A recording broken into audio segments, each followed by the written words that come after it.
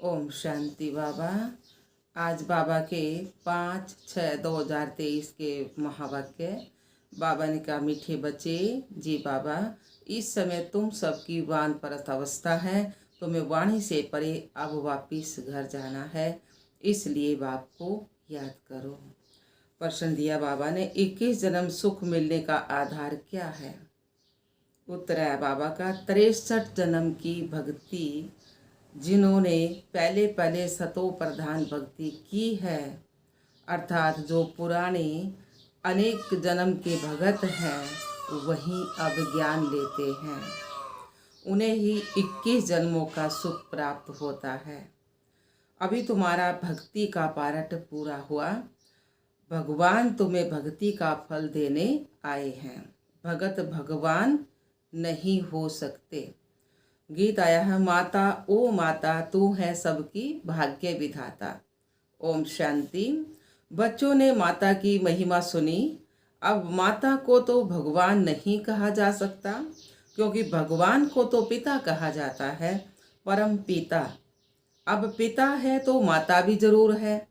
माता को बहुत मानने वाले हैं। माता है तो पिता भी है। माता अपने को भगवान कह ना सके। यह पॉइंट धारण करने की है। जगत अम्मा की कितनी महिमा है। ऐसे नहीं कहेंगे कि भगवान व बाप सर्वव्यापी है, नहीं। जब माता पिता कहा जाता है तो बच्चे भी हैं। अगर सर्वव्यापी है फिर तो सब भगवान है। अगर सर्वव्यापी हो गया भगवान तो सब भगवान हो गए। फिर तो भगवती भी नहीं हो सकती। सर्वव्यापी के ज्ञान में भगवती तो रही नहीं। सभी भगवान है तो आत्मा ही पिता हो गई, माता तो रही नहीं ना। यह बड़ी अच्छी समझने की बात है। तुम जानते हो, कोई भी आत्मा अपने को भगवान नहीं कह सकती। भगत कहें हम भगवान हैं तो फिर माता सिद्ध नहीं हो सकती। और फिर भगत तो पुनर्जन्म लेते हैं। भगवान तो पुनर्जन्म नहीं ले सकता। ऐसे तो नहीं कि भगवान को अपना शरीर है तो इस सर्वव्यापी की बात पर अच्छी रीति समझाना है। भगतों के लिए भगवान चाहिए ना।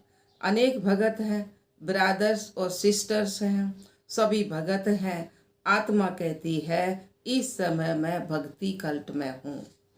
फिर आत्मा कहेगी अब मुझे बाप मिला है तो मैं ज्ञान में हूँ। आत्मा ही ज्ञान सुनती है ना। भगत तो पुनर्जन्म लेते हैं, भगवान तो पुनर्जन्म नहीं ले सकते। यह इनका शरीर नहीं है, यह ब्रह्मा का शरीर है ना। यह तो सभी जानते हैं। 5 तत्वों का शरीर लेकर भगवान को जन्म नहीं लेना है। वह तो पर काया प्रवेश करते हैं। यह ब्रह्मा विष्णु शंकर भी सूक्ष्म वतनवासी हैं। तो हर एक बात अच्छी रीति बुद्धि में बिठानी है। आत्मा कहती है मैं एक पुराना शरीर छोड़ दूसरे शरीर में प्रवेश करती हूँ। पुराना शरीर छोटा है व बड़ा है, एक छोड़ फिर दूसरा लेती हूँ। यहाँ तो अचानक भी छोटे व बड़े का शरीर छूट जाता है, परंतु वहाँ तो पूरी आयु होने पर समझते हैं अब यह पुराना शरीर छोड़ नया लेना है।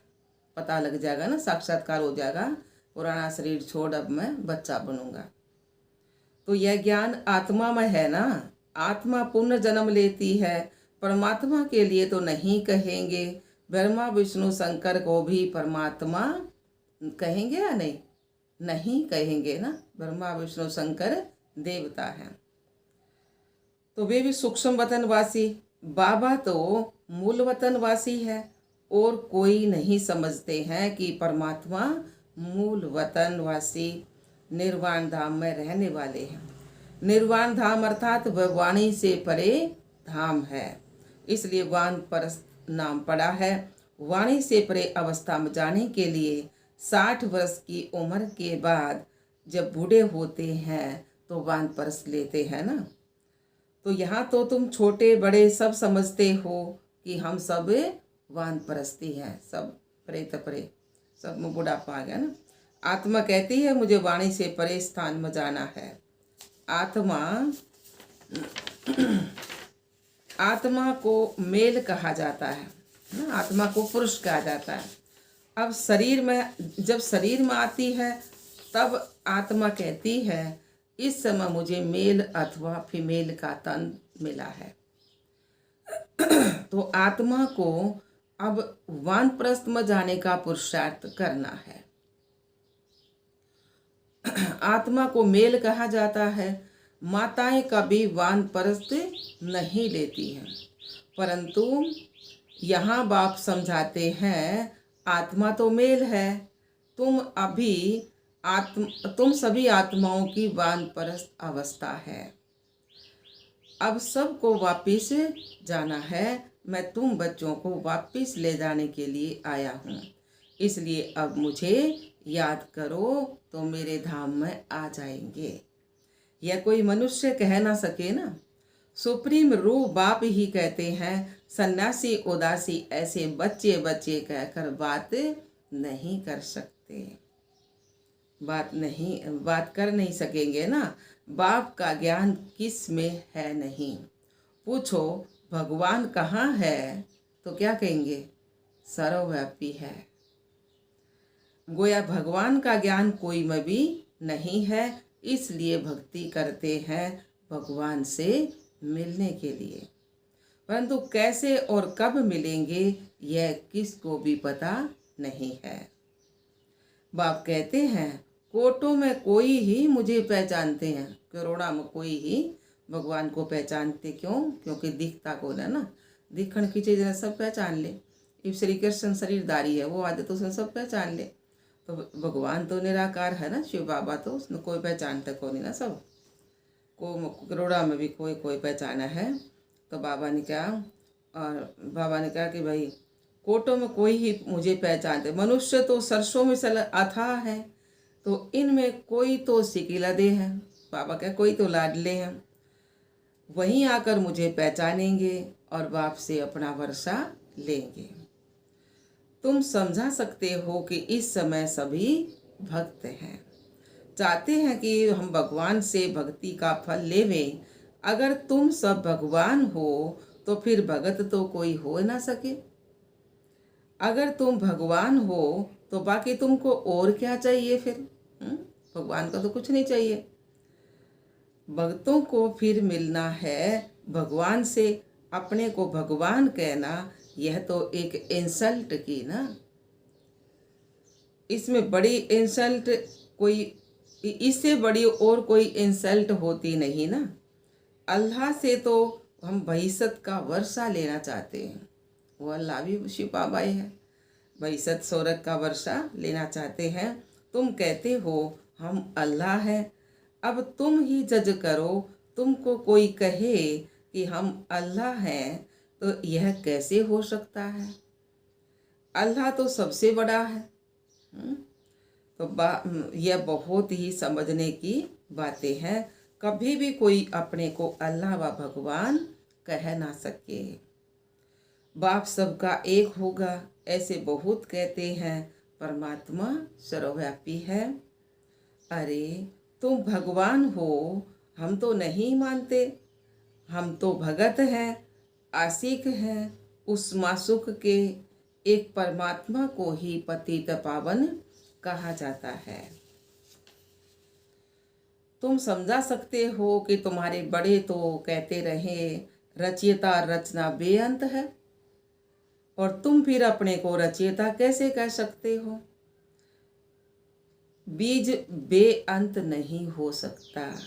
झाड़ को बेअंत कहते हैं, इतने पत्ते आदि गिन नहीं सकते।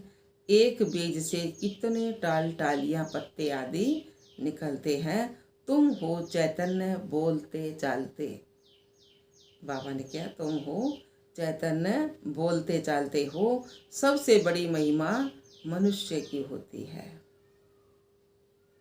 बाप कहते हैं, मैं आकर बच्चों को सारे ड्रामा का राज समझाता हूँ। यह बना बनाया ड्रामा है, ड्रामा के ऊपर चलते रहना है। तुम बाप के बच्चे सौदर्शन चक्रधारी बनते हो परमपिता परमात्मा द्वारा, क्योंकि वह भी सौदर्शन चक्रधारी है ना। तुम आत्माओं को बैठे आप समान बनाते हैं। तुम सृष्टि के आदि मध्य अंत को जानते हो। तुम नई दुनिया के लिए, नए धर्म की स्थापना के लिए नई बातें सुनते हो। परमपिता परमात्मा से जो सृष्टि को भी पावन बनाते हैं, तुमको भी नया बनाते हैं। नई सृष्टि में फिर नया जमाना स्वर्ग का होगा।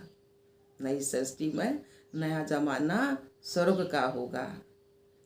अभी तो नरक का जमाना है, तुम नरक के जमाने में हो। अभी परम पिता परमात्मा ही आकर तुमको सौदर्शन चक्रधारी बनाते हैं। यह हरेक बातें नई हैं, धारण करने लायक है।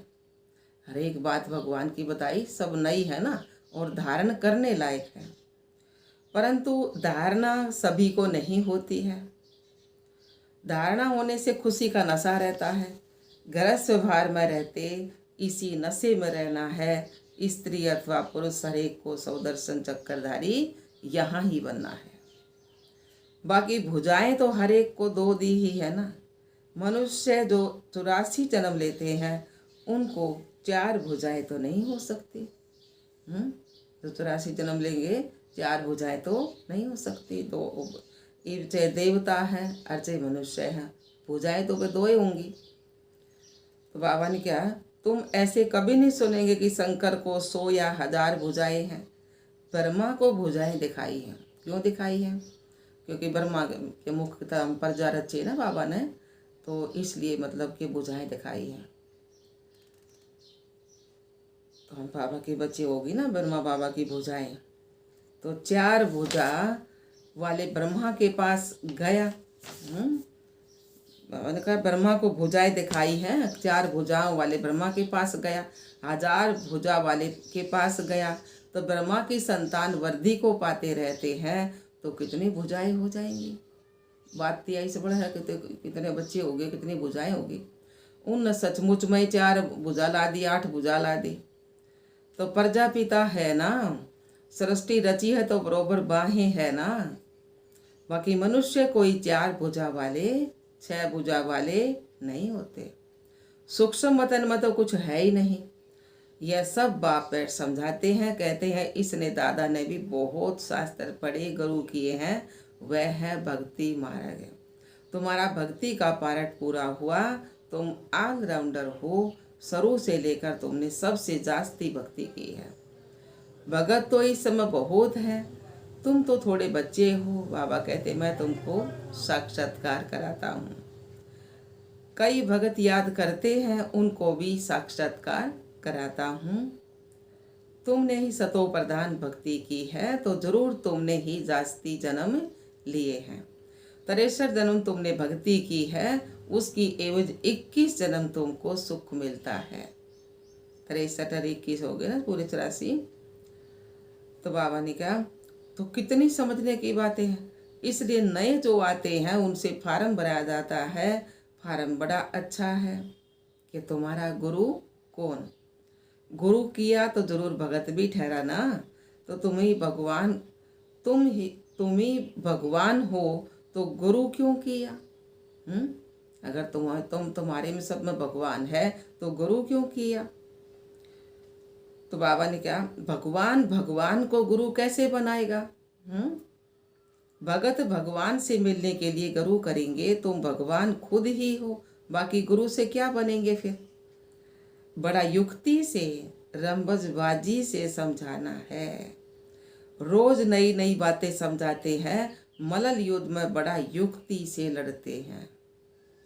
कहाँ से फलाने को अंगूरी लगाऊं, कहाँ से फलाने को मैं ज्ञान सुनाऊं, तीर मारूं ज्ञान का। तो मनुष्यों ने आदि देव ब्रह्मा को महावीर कह मुझा दिया है। मनुष्यों ने आदि देव ब्रह्मा को महावीर कहकर सारा सूत मुझा दिया है। तो बाबा ने कहा कोई महावीर को हनुमान भी कहते, क्योंकि हनुमान ने महावीरता दिखाई है। जगत अम्बा भी मनुष्य है। हाँ, बाबा ने कहा थे महावीरता दिखाई है। कहाँ वह महावीर, फिर उनका नाम फिर पवन पूत रख दिया। कहाँ वह महावीर, उनका नाम पवन पूत रख दिया। आदि देव तो ब्रह्मा है और मनुष्य है।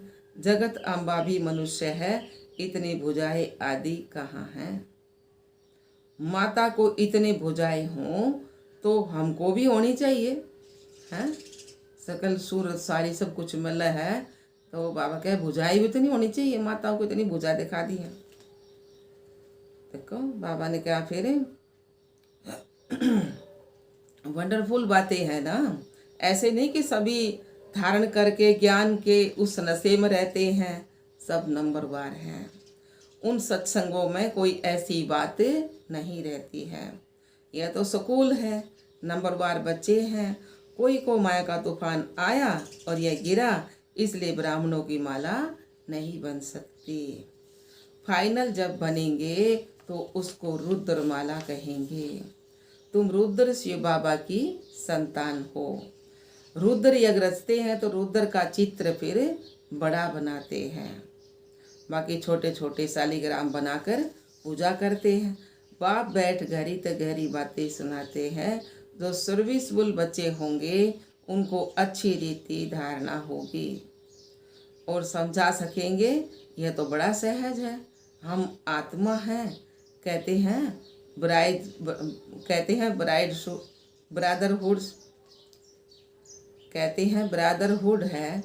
आत्माएं सब भाई भाई हैं।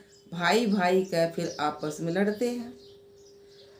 जब कहते हो ब्रादरहुड है, फिर फादरहुड कैसे हो सकते हो? फिर फादरहुड कैसे कहते हो? सब पिता है, वो तो यूँ कहते भाई भाई। हाँ, तो दृष्टि से अब फिर सर्वव्यापी कह कर सब में भगवान बता दिया, फिर फादरहुड हो जाए। तो बाबा ने कहा सब ईश्वर कैसे हो सकते हैं? जब भगवान भाई भाई, सब भगवान भाई भाई कैसे हो सकते हैं? वह तो सब आत्माओं का बेहद का बाप है। कितनी सहज बातें हैं। तुम जानते हो ब्रह्मा द्वारा नई दुनिया की स्थापना होती है, फिर आहिस्ते आहिस्ते बढ़ती है। 1 से 2, 2 से 4 होते हैं, तो ऐसे वृद्धि को पाते रहते हैं। बरोबर प्रजापिता ब्रह्मा है तो जरूर नई सृष्टि रचता होगा ना। जगत पिता वह है रचने वाला, तुमको रचा है। प्रजापिता ब्रह्मा द्वारा नई प्रजा की रचना रचते हैं, अर्थात पुरानी को नया बनाते हैं। मनुष्य फिर समझते हैं कि सागर में पीपल के पत्ते पर आया। मनुष्य समझा है ना, सागर में श्री कृष्ण पीपल के पत्ते पर आया। अच्छा, उसको फिर किसने रचा? पीपल के पत्ते पाया किसने रचा? तो ये बाप बैठ समझाते हैं कि नई प्रजा कैसे रचते हैं। तो वहाँ स्वर्ग में गर्भ में जैसे कि क्षीर सागर में आराम से बैठे हैं। उस समय कोई ज्ञान नहीं रहता। शास्त्रों में कैसी बातें लिख दी हैं। प्रलय भी बड़ी और छोटी दिखाते हैं। तो यह कहते हैं, वह कहते हैं प्रलय होती है, और बाप कहते हैं प्रलय कभी नहीं होती है। अपवित्रता की प्रलय हो से ना, पवित्रता की प्रलय नहीं होती। तो बाबा ने कहा प्रलय भी बड़ी और छोटी दिखाते हैं। तो जब कहते हैं प्रलय होती, तो बाप कहते हैं प्रलय कभी नहीं होती है। मैं आता हूँ ब्रह्मा द्वारा भारत को पतित से पावन बनाने। पतित दुनिया में मुझे आना पड़ता है। तुम जानते हो कल्प कल्प हम बच्चे बाप द्वारा भारत को पतित से पावन बनाते हैं। एक एक को भूं भूं करते हैं। सब विकारी पतित हैं, बाबा है पतित है पावन। उन द्वारा हम भी खुदाई खिदमतगार बनते हैं। हम भी पावन बनते हैं और बनाते हैं। अच्छा जी बाबा, माता पिता बाप दादा का मीठे मीठे शिकल दे बच्चों प्रति याद प्यार और गुड मॉर्निंग। रूहानी बाप की रूहानी बच्चों को नमस्ते। हम रूहानी बच्चों की रूहानी बाप दादा को याद प्यार गुड मॉर्निंग नमस्ते नमस्ते नमस्ते जी। हम बाबा के बच्चे सदा रहें हंसते और हंसाते। शुक्रिया मीठे बाबा, शुक्रिया बाबा। धारणा के लिए मुख्य सार। पहला पॉइंट बाबा ने कहा, इस बने बनाए ड्रामा पर चलते रहना है। ज्ञान का सिमरन कर सौदर्शन चक्रधारी बनना है, सदा खुशी में रहना है। दूसरा पॉइंट, भक्तों को भगवान का सत्य परिचय देना है, भटकने से छुड़ाना है, ब्रह्मा की मददगार भुजा बनकर खुदाई खिदमतगार बनना है।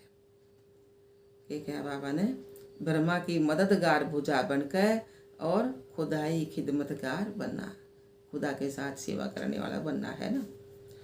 वरदान दिया बाबा ने, अपने शुभ भावना के संकल्प से हर आत्मा में उत्साह भरने वाले सच्चे सेवाधारी भव। अपने शुभ भावना के संकल्प से हर आत्मा में उत्साह भरने वाले सच्चे सेवाधारी भव। सार दिया बाबा ने, आप बच्चों की शुभ भावना है कि हर आत्मा बाप से प्राप्ति की अंजलि ले लेवे। तो इसी शुभ भावना का फल उन आत्मा को अनुभव करने का बल मिलता है। शुभ भावना के संकल्प में बहुत बड़ी शक्ति है जो चारों ओर के वातावरण को बदल देती है। तो सच्चे सेवादारी वह हैं जो स्वयं भी उत्साह में रहते और औरों को भी स्वयं भी उत्साह में रहते हैं और सेवा भी उत्साह से करते हैं और अन्य आत्माओं में भी बाप के परिचय द्वारा उत्साह भरते हैं। उत्साह ऐसी चीज है जो उसके आगे परिस्थिति तो कुछ भी नहीं है, व्यवहार करने के बजाय बलिहार हो जाती है। स्लोगन दिया बाबा ने, बाप दादा से अटूट प्यार हो तो ईश्वरीय मर्यादाओं पर चलना बहुत सहज अनुभव करेंगे। बाप दादा से अटूट प्यार हो तो ईश्वरीय मर्यादाओं पर चलना सहज अनुभव करेंगे। अच्छा, ओम शांति बाबा, ओम शांति।